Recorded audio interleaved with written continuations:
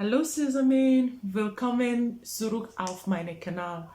If you're new, welcome and thank you so much for subscribing. And if this is your first time, my name is Sarah Dingler. I'm a Nigerian living in Germany.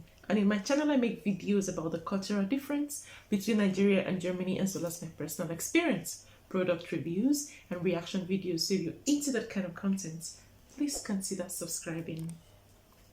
So today I'm going to be talking about the things you do not say in Germany.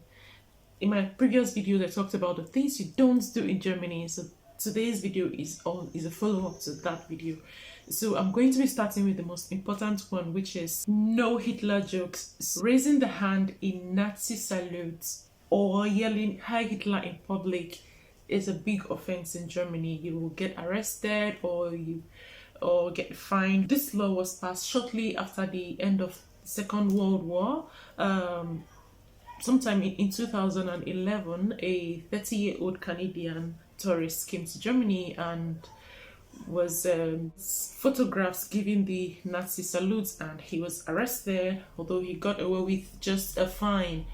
But he spends a lot of hours in the police custody. You might not be that lucky. You could end up behind bars and you could be sentenced for 6 months in prison. So it is best to just avoid that. Don't do that. Don't make silly jokes about the Nazi or Hitler and you'll be just fine. Talking about the war. So a lot of people are going to tell you that Germans don't like talking about the war. It is a very sensitive topic, but the truth is generally Germans don't actually mind. I don't think there's anyone who talks about the war more than the Germans do, because from a very young age it was drummed into their ears that their forefathers voted Hitler and that resulted to the death of millions of innocent people. So as a result, they carry the history throughout their life. That's another thing I like about the Germans. They deal with the past. They don't try to cover it up like nothing happened.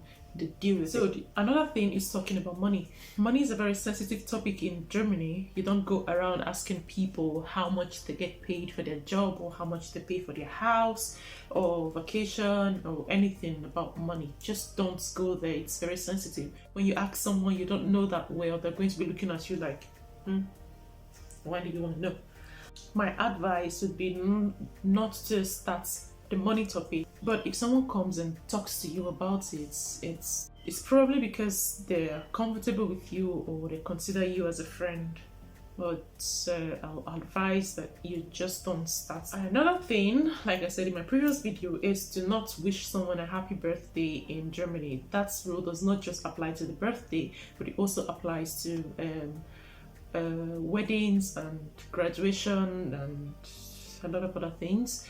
So it's best to wait until the actual day before you wish them a happy birthday or happy graduation day and all that. It's considered bad luck to do it before the actual day, so don't do it. Which is not the same where I come from. It's very common to wish someone a happy birthday in advance or wish someone a happy graduation day in advance. It's very common to do that in Nigeria.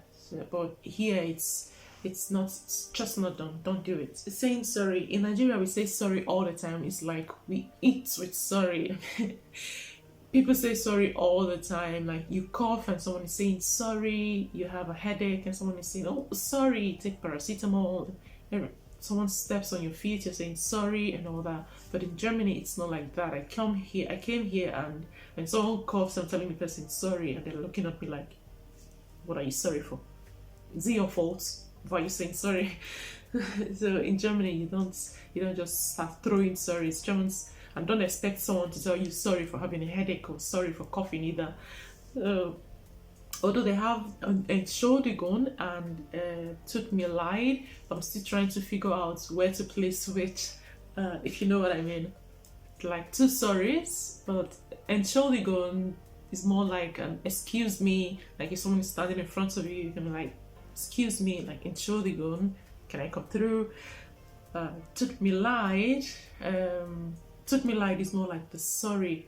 Like, do you have a pen? Oh, sorry, I don't have one. Tut mir leid, I don't have one. So yeah, I still get a bit confused about those two. And the last but not the least is popping up for a visit. Don't pop up for a visit. You're going to wait outside. You're going to stay outside. You will sleep outside with your bag.